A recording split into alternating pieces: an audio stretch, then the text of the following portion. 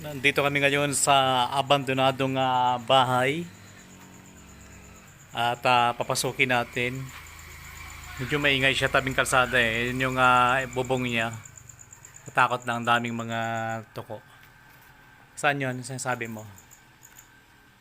So, dito pa lang maraming mga basag na bote. Nagkalat siya sa sahig.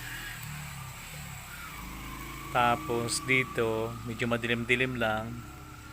Akyat tayo. Yun, samahan mo ako dito yun. Bahala ka dyan. Bahala ka dyan. Yan, dito banda. Kinikilabutan ako. Dito. Ano to? Aroy, kadami. Yan ang sabi ko. Diba? Tapos, kadami. Mga napkin ng babae. Grabe.